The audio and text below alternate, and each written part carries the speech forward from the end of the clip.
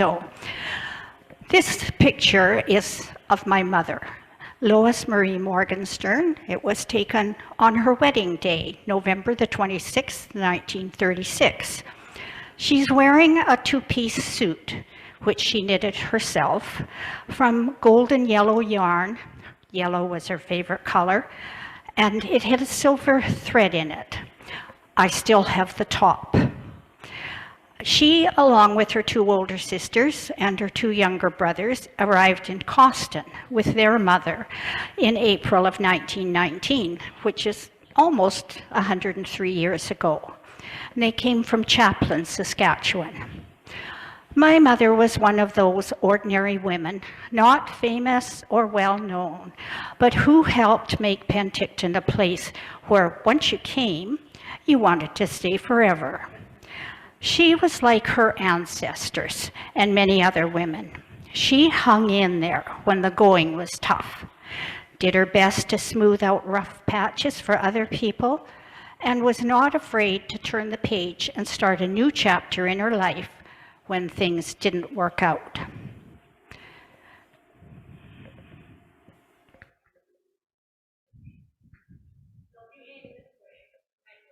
Oh.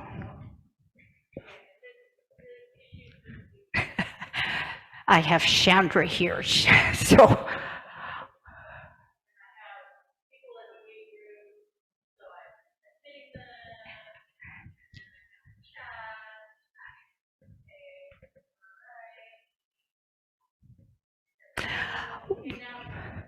Okay. There we are. She was born Lois Marie Blanco on the 14th of June, 1908 in Cannon Falls, Minnesota, the third daughter of Louis Frederick Blanco and his wife, Harriet Elizabeth Twist, known as Hattie. She weighed just 4.5 pounds when she was born. This picture is of Lois on her first birthday, and you notice that she certainly hasn't got much hair, and apparently I followed after my mother. I didn't have much hair until I was over a year old. And sitting with her is her sister, Josephine, the one that was next oldest, and Josephine was a little over 2 years old. The Blancos came from Mixbury, a small village in Oxfordshire, England. A piece of trivia here. About 6 miles from Mixbury was the slightly larger village of Padbury in Buckinghamshire, where the Gibbards lived. During the 1700s and 1800s, there were Gibbards living in Mixbury at the same time as there was Blancos living in Padbury. And I used to tease my husband, Bob, that maybe we were really 47th cousins as well as husband and wife. The Blanco men were agricultural laborers on the local estates, but some of them, searching for better paying jobs, walked the 5 miles from Mixbury to the village of Ainhoe in Northamptonshire. And from there, they traveled, probably by the canal boats, some 20 miles up the Oxford Canal to Weedenbeck to work on the construction jobs at the Central Depot for military arms and stores. At the end of the Napoleonic Wars, Major General Robert Pilkington, Inspector of Fortresses, who was the man in charge, he was given his discharge papers along with a land grant in Upper Canada on the banks of the Grand River near the present city of Guelph. He, along with his clerk of works and several workmen and their families, emigrated to Canada. Later on, in 1842, England was in the 4th year of bad harvests, heavy unemployment, and poverty. The Blancos were one of the many families in the Mixbury area who became part of the second wave of immigrants to the Pilkington estates. Lois's great-grandparents, Georgeblinco and Elizabeth Stockford, and their families sailed from Liverpool to New York in 1844 and 1845, arriving in Canada via the Erie Canal and the city of Buffalo. The census records for the following years indicate increasing prosperity in farming and business adventures for these settlers.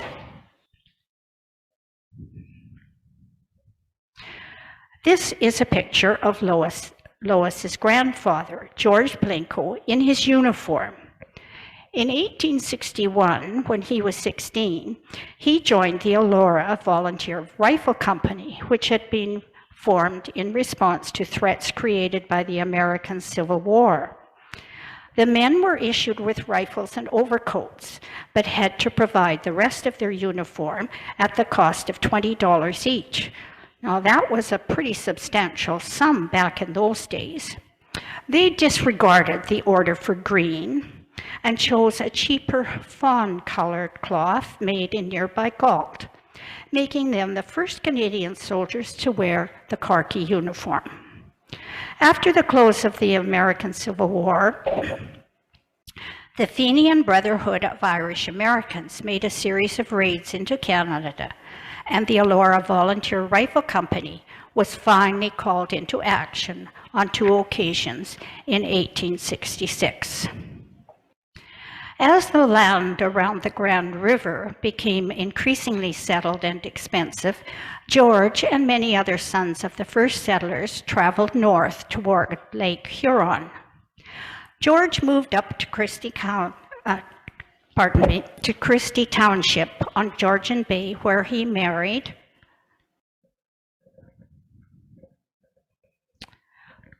We need his wife. Well, anyway, maybe she'll make her appearance. He married Rachel Giles in Parry Sound. There she is, known as Grandma Blanco. 7 years later, Georgeblinco, yeoman and free settler, which is right on his land grant, received his deed for 120 acres between Star and Marsh Lakes. A waterway was blasted out between these 2 lakes, creating Blanco Falls, so his name is still there. Extensive pine forests covered the igneous rock of the Canadian Shield in this area, but the 12 inches of topsoil, although it supported the pine forests, was soon depleted when the land was cleared for farming.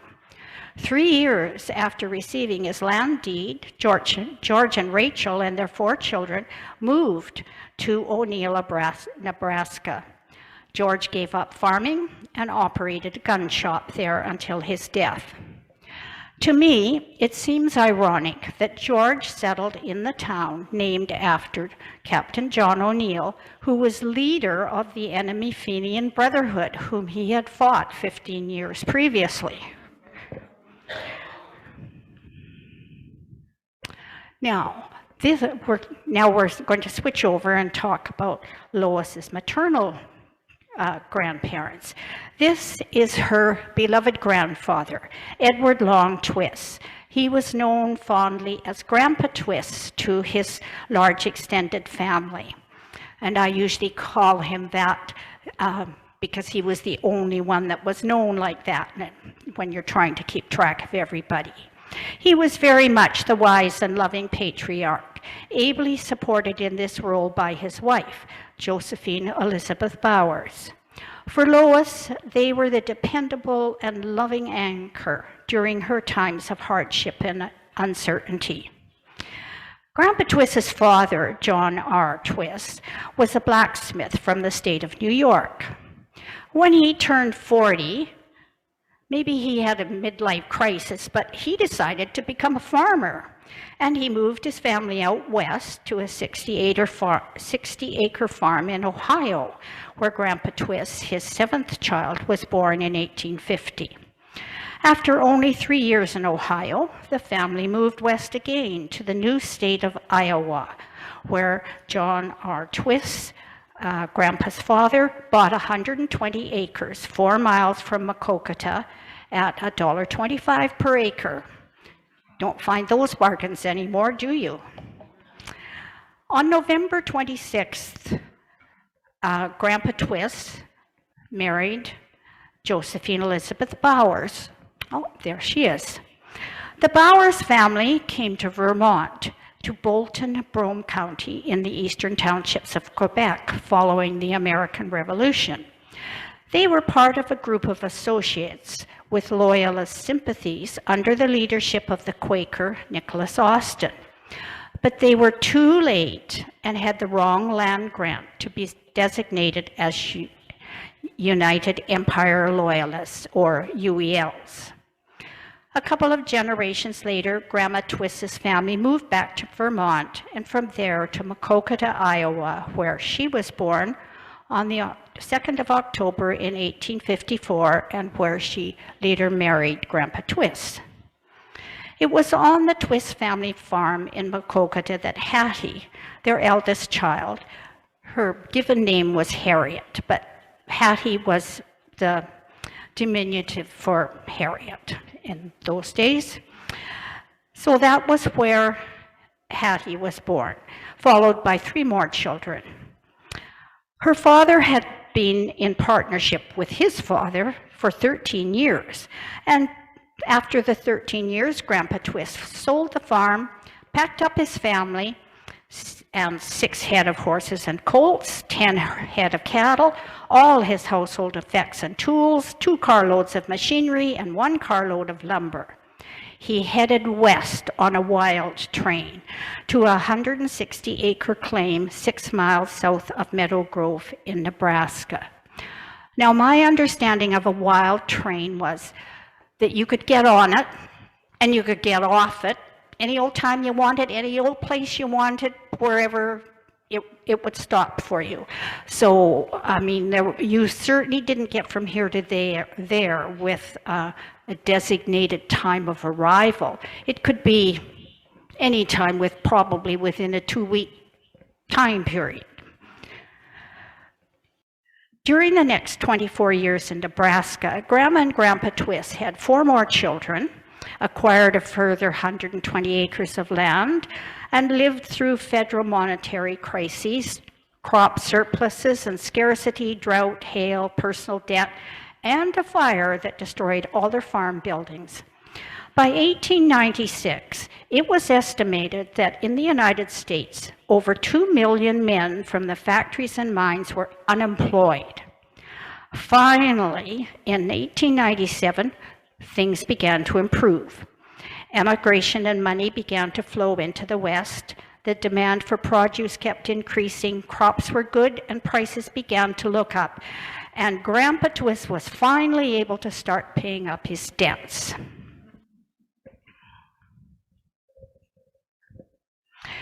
When Nurse Hattie Twist met steam engineer Louis Blanco when they were working at the hospital in St. Paul, Minnesota, Hattie already had a teaching certificate. They were married on December 16, 1902 in St. Peter, Minnesota, and that's their wedding picture. That would be my grandparents.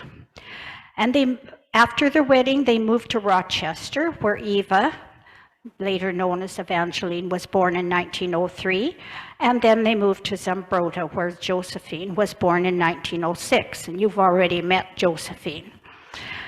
In the fall of 1907, Grandpa Twist entered into a co-partnership with his son Victor and his son-in-law Louis Blanco, who was Lois's father. And this contract was to replace a small lighting plant destroyed by fire in Cannon Falls, Minnesota. They had 2 weeks in which to have the lights on for Christmas. In his diary, Grandpa Twist describes their furious activity, including the construction of a 30 by 38-foot cement block building. And finally, success. Main Street and the Lutheran Church had the lights on Christmas Eve. And it was here in Cannon Falls that my mother was born the following June.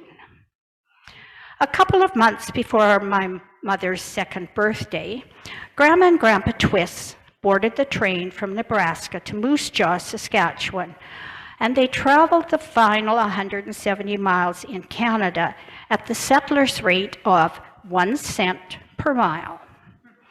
About 12 miles outside the booming city of Moose Jaw, Grandpa Twist located a half section for himself and 160 acres each for his sons Victor and Floyd at Chaplin. Two of his sons-in-law came later and filed on adjoining quarters, and the Twist family holdings eventually totaled 1,600 acres. This is a picture of Grandpa Twist's barn in Chaplin, Saskatchewan. And I think it probably gives you some idea of the scope of their farming activities. And it looks like, you know, it's not a rundown barn, so I think things were prospering there for them. Grandma and Grandpa Twist organized a Sunday school and an association to locate a suitable site for a cemetery. And sadly, the first burial in the new cemetery was Evelyn Grace Stevens, one of their grandchildren, who died in November 1913.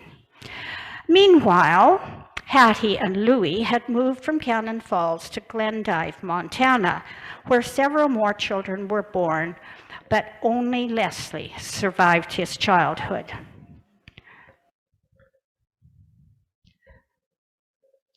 Lois had mixed memories of Glendive.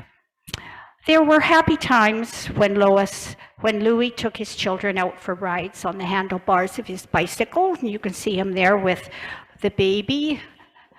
That could have been maybe Leslie. I don't know exactly when the picture was taken.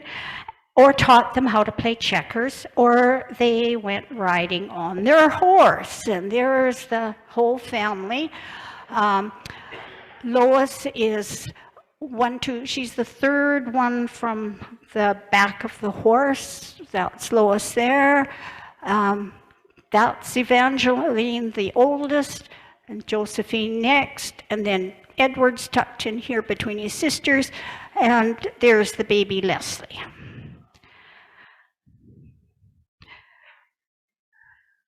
There were also memories that weren't quite so happy. Memories of the Ku Klux Klan, burning crosses on front lawns, and the demonstrations by the International Workers of the World, the IWW, or as they were facetiously known, the I Won't Work people. Lois's most vivid memory was of the huge ice jam on the Missouri River in 1916. The water rose up behind the ice dam and flowed into their house through the kitchen door.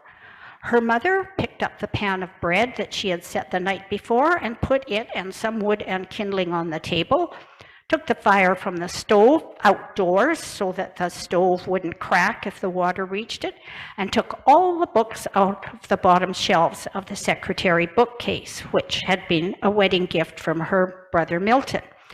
Then she and the children hurried up the hill behind the house, heard the boom as the men blasted a channel through the ice, and saw the water receding just as fast as it had risen. Back home again, Hattie relit the stove and baked her bread. The water stains are still visible on the secretary bookshelf. It's sitting in the dining room of my daughter Beth's house, and it was midsummer before the ice at their gate finally melted. I don't think for 1 minute that the child there is Lois, but it does give you a good idea of the height of the ice dam. I got this postcard, my first foray onto eBay. My mother said that she was 5 years old before she talked. She could, but she wouldn't. She remembers standing there in the living room with her mouth clamped shut. And in spite of every enticement, it was clamped shut. The problem was solved the day her mother said, "Lois, did you know that if you can't talk, they won't let you go to school and you will never learn how to read?" Things were becoming increasingly difficult for the Blanco family. The Twist-Blanco partnership was bought out by a large corporation converting steam plants to hydroelectric. Stationary steam engineers were redundant, and Louis was unable to find full-time work. By the time Lois started school, they had moved out into the country. Just a shack, my mother said, 4 miles away from the school. Hattie and Louis had also lost 3 infants during this time, And then in January of 1917, Lucille, their youngest, died at age 7 months. 2 months later, in March, Hattie's sister Edith died in Chaplin at age 30, the first of Grandma and Grandpa Twist's 8 children to die. Hattie found someone to look after the 4 older children and took Leslie, who was 1.5 years old, with her to Saskatchewan for the funeral. At this family gathering, the hot topic of conversation was the pending conscription law, as Canada was 200,000 recruits short of their promised quota of 500,000 for the World War I. Grandpa Twist was an unbending pacifist. For him, this meant much more than just being a conscientious objector. He was determined that his youngest son, Floyd, age 27, would never be conscripted, not even into a non-combatant unit. And both he and his son refused to have anything to do with either the war or the army. On August 29, 1917, after much heated and bitter debate, the Military Services Act was passed into Canadian law. Floyd did not wait for the government to enforce this law, but immediately went to the United States to visit his sister Hattie. Floyd was not prepared for what he found in Glendive. Louis was gone. Hattie and her 5 children were living in the poorhouse, where Hattie had been offered a job as a cook, with 2 rooms for her and the children. As soon as Floyd returned home, Grandpa Twist wired Hattie the money for train fare for the family and their household effects to come to Canada. They arrived in November 1917, and Hattie and her children were parceled out amongst the various members of the extended Twist family. Louis never remarried, remaining in the United States, where he operated a gun shop, just like his father did, for several years before dying of a heart attack in 1945 in Portland, Oregon. In spite of all their hardships, Lois was convinced that Louis was devastated when Hattie returned to her family. Lois took grades 4 and 5 in Chaplin. Meanwhile, Grandpa Twist arranged to have a house built in Cawston, here in BC, just over in the Similkameen, for Hattie and her children.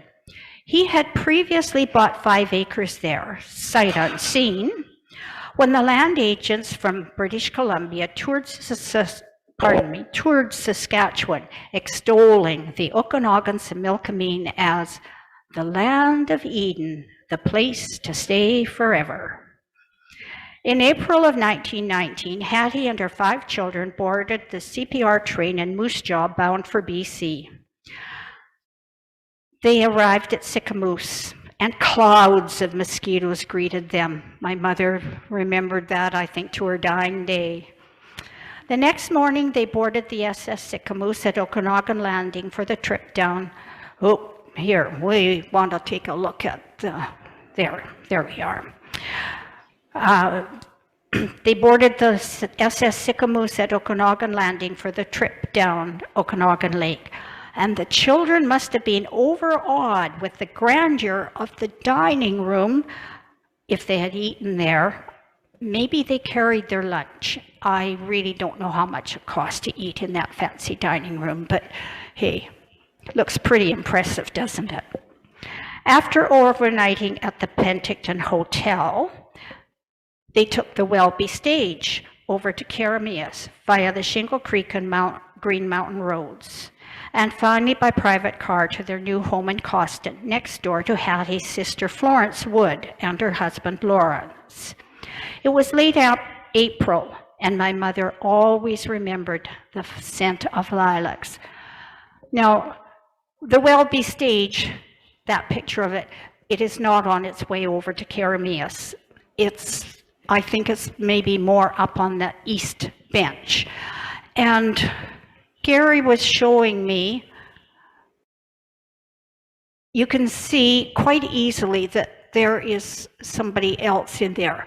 But if you look real careful, and if you enlarge this picture, there's somebody else in there too. And this is their arm or a sweater or shirt sleeves or something. But anyway, that's the Welby Stage, and that's how they got over there. 2 years after their arrival in Cawston, Hattie married Jacob Livingston Dye, a widower and a distant relative from Saskatchewan. He became known as Daddy Dye to the children, and although not adopted, they took his name, and Lois was known as Lois Dye until she was married. The boys, however, were known as Blanco. Lois's memories of Cawston included sliding down the snowy roof from their bedroom window into the snowbank below, watching with amazement as her visiting Grandma Blanco knit while she was walking, babysitting the Garney Willis children, and the day one of the girls nicked off the end of her own nose while they were working in the Karameas cannery. They were busy talking and she was waving her arms around, and I guess her nose got in the way. One summer, their neighbor, Major Shaw, offered Lois a job as a surveyor's assistant. Hattie refused unless Josephine went too. So Josephine moved the rod and Lois recorded the numbers in the book. In the pay book, they were identified only by initials, so they received full wages, which they used to buy new shoes for school. The following year, Lois and her brother Edward were the survey crew. The Shaw's house had a library with floor-to-ceiling shelves of books. For Lois, it was as if she had been transported to heaven, and she took full advantage of the invitation to borrow any book she pleased, as long as she took good care of it. Her sisters only borrowed a book occasionally, but they were always willing to do Lois's share of the household chores if she would sit and read to them while they worked. Lois always dreamed of being a teacher, so after she finished grade 8 in Cawston, she went to the school in Karameas for grades 9 and 10. The school bus to Karameas was an old truck with planks placed over the box to provide extra seating. One fine spring day, when even the most dedicated scholar could be enticed to play hooky, they managed to persuade their driver that she should take them on an outing to Penticton instead of going to school. They got as far as Olalla before the driver had second thoughts and turned the bus around.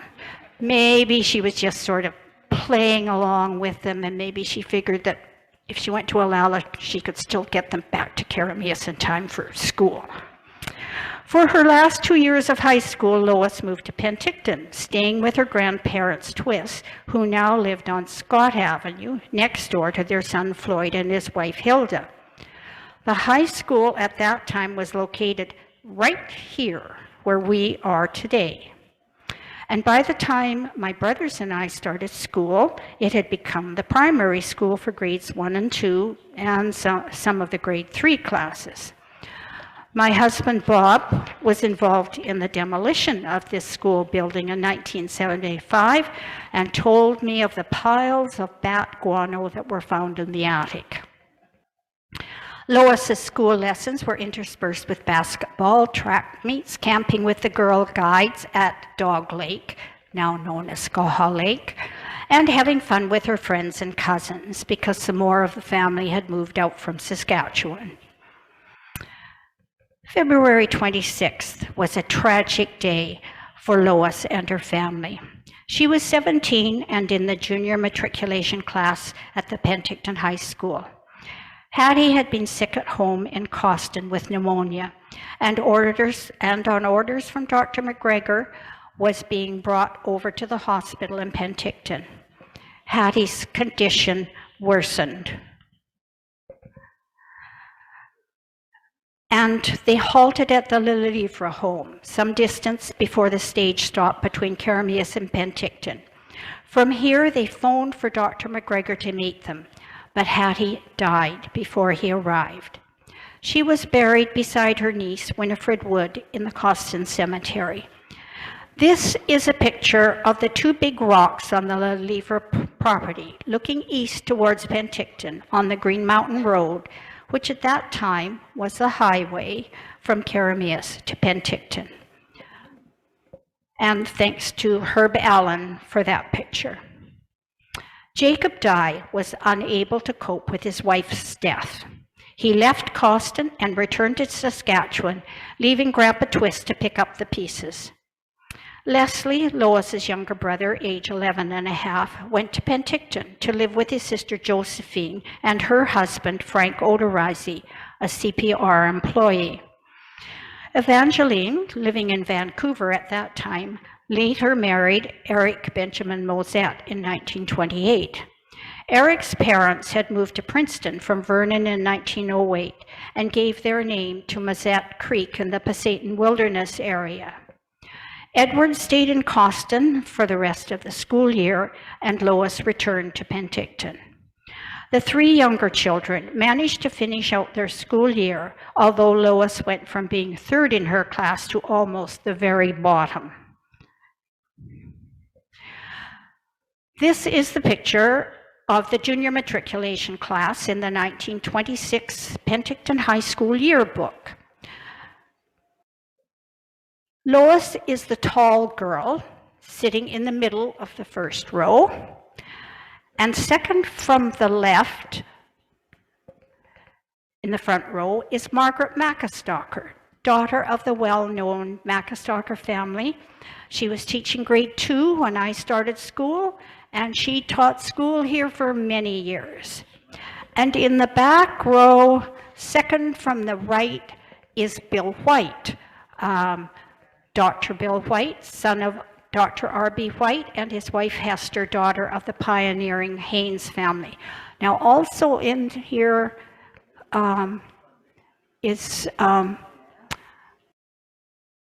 this is Millie Parmley, who became Millie Hughes, and so she would be a sister to Dr. Bob Parmley and the dentist, Fred Parmley. Thank you, the name just escaped me. So, and I'm sure that there's other people in this class that I didn't look at the names long enough to have memories come up about them. Bill White, of course, went on to become a doctor himself and practiced here in Penticton for many years until his retirement. Hattie's death ended Lois's dream of becoming a teacher. After graduating in June, she went down to the docks on the Okanagan lakeshore looking for a job for 16-year-old Edward.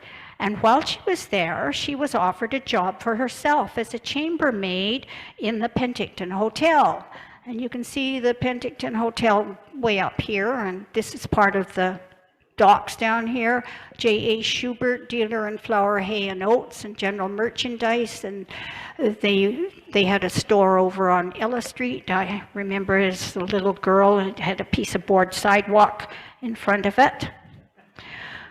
So here's the picture of the CPR docks. And one morning, Amo Morgenstern, newly arrived in town from Abbotsford, walked out of the blacksmith shop on the bank of Penticton Creek in the corner where Ella Street, Front Street, and Vancouver Avenue met. And he looked up the hill all the way up to here and saw Lois hanging out the hotel laundry. She was a chambermaid there. He had no idea who she was, but the thought crossed his mind, I think this is the girl I would like to marry. While working at the hotel, Lois lost the sight of one eye due to an accident. Under pressure from her uncle Lawrence Wood, and to avoid a lawsuit, the hotel manager agreed to pay Lois's tuition for a 9-month stenographic bookkeeping course at the Sprott Shaw Business College in Vancouver. And the course started in February 1928.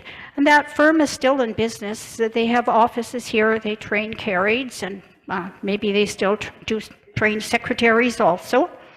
Anyway, the course consisted of bookkeeping, typing, shorthand, legal work, office management, spelling, business letter writing, penmanship, and correspondence. So it was one hefty course.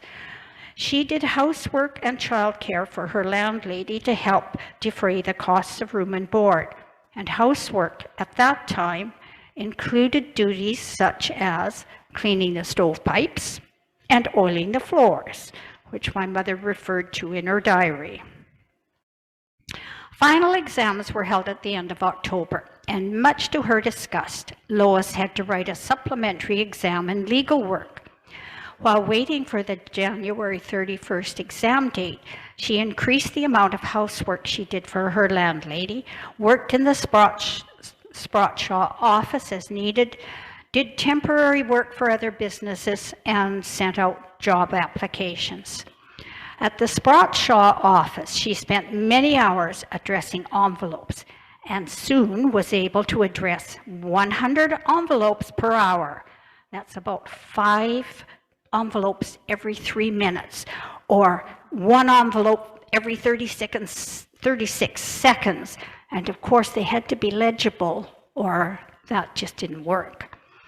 On January the 19th, 1929, she withdrew the last of her money from her account at the Royal Bank, $11.46.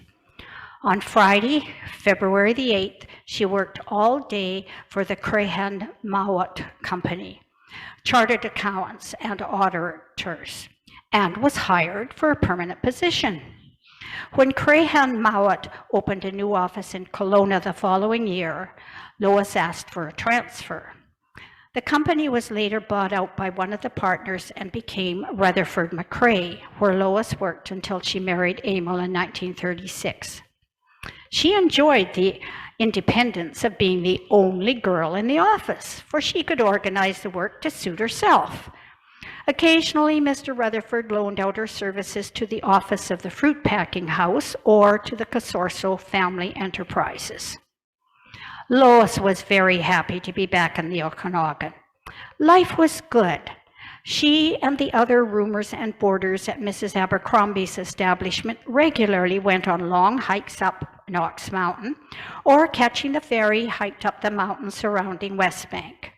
They went on picnics and boat rides, took in movies and concerts, and Lois often played bridge 2 or 3 evenings a week and visited with friends. There was also time for knitting and reading. She was a great knitter, and today I wore a sweater that she knit for me. And also time for reading. There was skating in the winter and swimming in the summer. These are the Kelowna swim girls, and there's my mother in the center right there, and this is one of her cousins, and I really don't know who this lady is. Maybe it was Jean Donaldson, I really don't know, but there they are. One summer on a dare, she swam across Okanagan Lake from Kelowna to West Bank, accompanied by a couple of men in a rowboat. And I think the prize for this effort was a fancy dinner at the Royal Anne Hotel. She frequently caught the SS Sycamores to Penticton for a weekend visit to Grandma and Grandpa and the rest of the family. Lois and Emil met at her grandparents' home. By that time, the blacksmith was out of business, and Emil was doing orchard work for Tom Richardson, who lived on Middle Bench Road. Emil later bought 5 acres of his orchard. When Emil finally tired of batching in a shack, it was perfectly logical for Tom to recommend his friend Florence Wood, who was taking in roomers and boarders. Florence Wood just happened to be Grandma and Grandpa Twiss's youngest daughter and Lois's aunt. The Wood family had moved from Coston to Penticton a few years previously. Emil became great friends with Florence's son, John, so it was not unusual for Emil to go along with John over to the Twiss home. This particular evening, the whole family was getting together because Lois had come down from Kelowna for the weekend. This is a picture of Grandma and Grandpa Twiss taken on their 60th wedding anniversary in 1933 at their home on the south side of Scott Avenue, number 290. Their son Floyd lived next door, and one or both of the houses were torn down or moved, I don't know, when Argyle Street was extended south to Hastings Avenue sometime during the 1930s or 40s. Now, this is the wedding picture of Lois Marie Blanco and Emil Morgenstern. The picture that we started out was one of my mother, and that's her wedding dress. They were married on November 26, 1936, by the United Church minister of the time, Reverend Robert Morrison, and he married them in their temporary home on Churchill Avenue. Their home on the Middle Bench Road was under construction by that time, and it was being built by Albert Spiller, who built several houses in Penticton. He was the father of the infamous Anne Spiller, embezzler of the Penticton branch of the Royal Bank of Canada in the 1960s, and she and my brother Dave were in the same class, I think, for all of grades 1 to 6. Both Emil and Lois possessed a strong practical streak, which was a great help in managing on a farm income when crop payments often arrived many months after harvest. They were also good long-range planners. One of the family stories is that Lois refused to marry Emil until he took out his naturalization papers. This may or may not be true, for Emil's naturalization certificate is dated January the 9th, 1929, well before his marriage. The important thing to Lois was that Emil's naturalization paper would automatically give her Canadian citizenship when they married.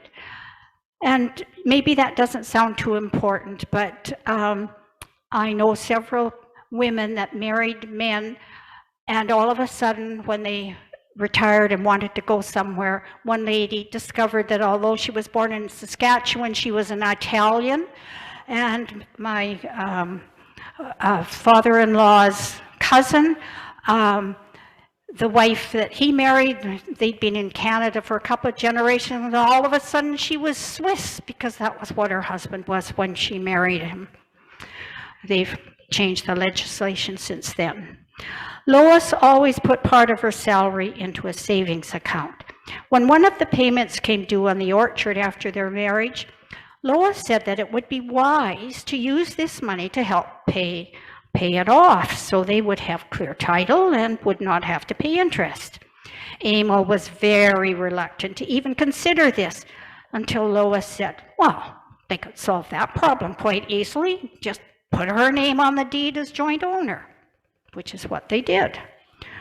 Lois worked in the office of the Pyramid Packing House for manager Reg Duncan during the first years of their marriage. But after my brother Bruce, their second child, was born, she became a stay-at-home mom. Oh, well, hey, I didn't click this. This was the house that Albert Spiller did for my parents on the corner of Middle Bench and Tupper. And that house was torn down about 2 years ago, I think. It had been bought by a numbered company that made a vineyard, and all these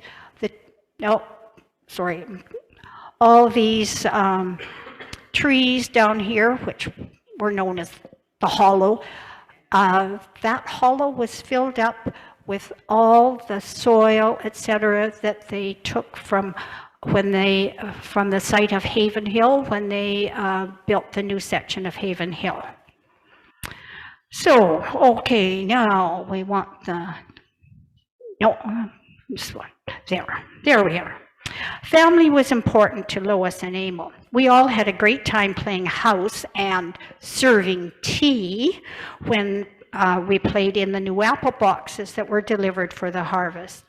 There was also the load of bokshook that Dad got pretty well every year for kindling, and that was really fun to play in.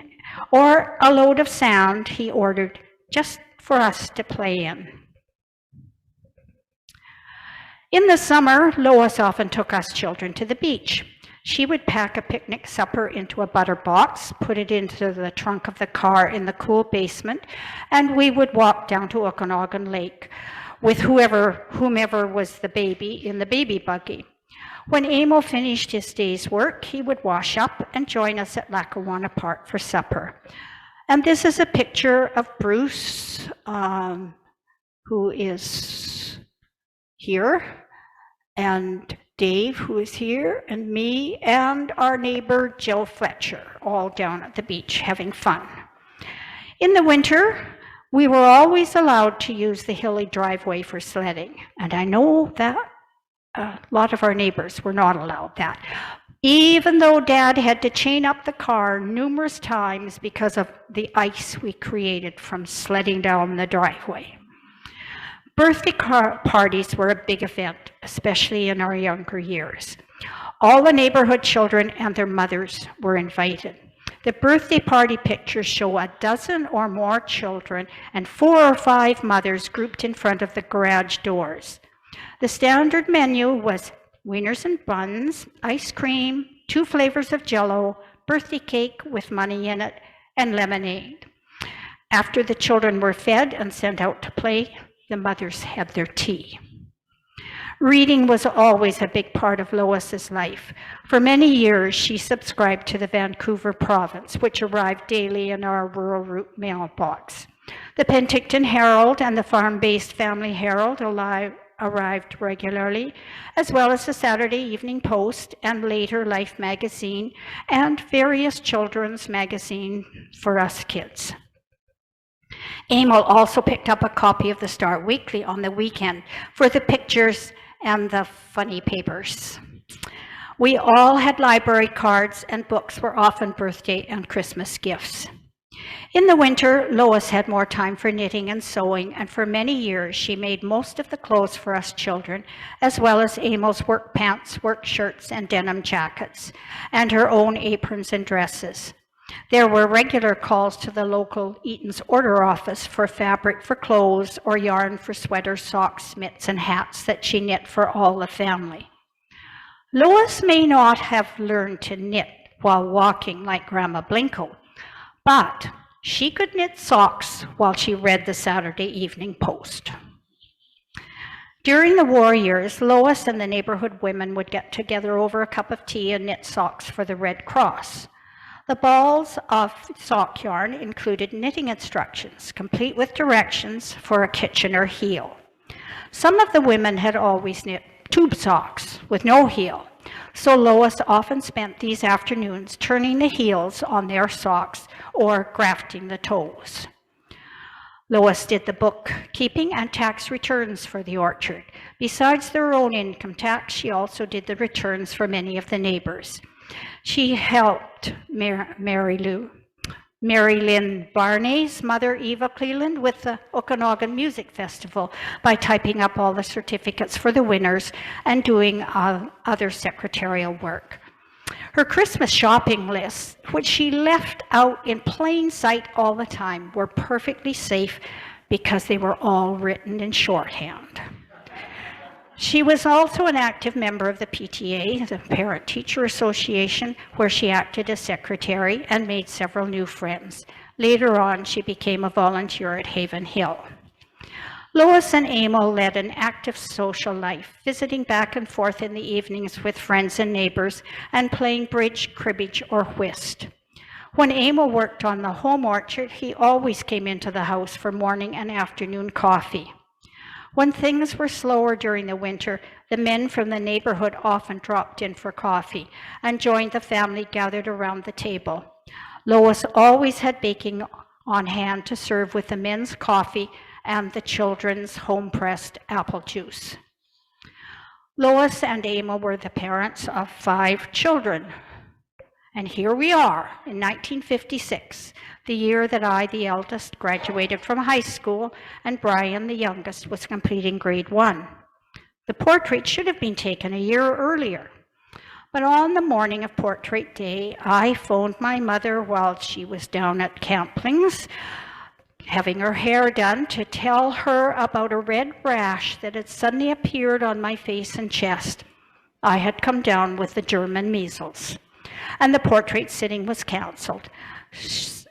Shown here are Bruce, almost 16, my mother Lois, Brian, 7, my father Emil, myself, 18, Dave, who was 14, and Ted, who was 11.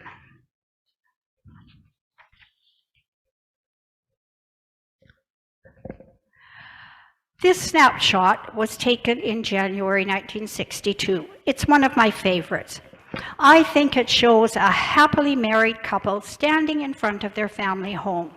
Their 2 younger children were still in school, and their 3 elder children were working in what would become lifetime occupations. Although still living at home, the 3 of us were paying room and board and becoming independent. 7 years later, on November 26, 1969, Lois wrote the following in her diary. Our 33rd wedding anniversary. Very happy years behind us and many things to be grateful for. By that time, Bruce, Dave, and I were all married, and there were 6 granddaughters, followed later by 2 grandsons. Ted was working, and Brian was in Vancouver attending UBC. The orchard was sold in 1972, 45 years after Emil bought it, and in the following year, Lois and Emil moved to 551 Burn Street in Penticton. Grandchildren became an even larger part of their life. They continued their social activities, visiting with friends and playing bridge and crib. They traveled to visit Lois's siblings in Washington State and Idaho, and took longer trips to Eastern Canada, Saskatchewan, and the United States with Les and Violet Gibbard. Emil became a member of the Oddfellows Lodge, and Lois continued her lifelong tradition of letter writing, keeping in contact with her numerous friends and relatives, and making new contacts as she and I started working on our family tree as a Canadian Centennial project. This is a picture of Lois and Emil on their 50th wedding anniversary on November 26, 1986. They celebrated with a weekend of activities and many out-of-town guests. In the summer of 1990, they moved to the Cherry Park retirement residence, from where they walked over to the Elite Cafe every afternoon for coffee, and later on also for lunch. Emil died on the 20th of June, 1996, 2 months short of his 91st birthday and 5 months short of their 60th wedding anniversary.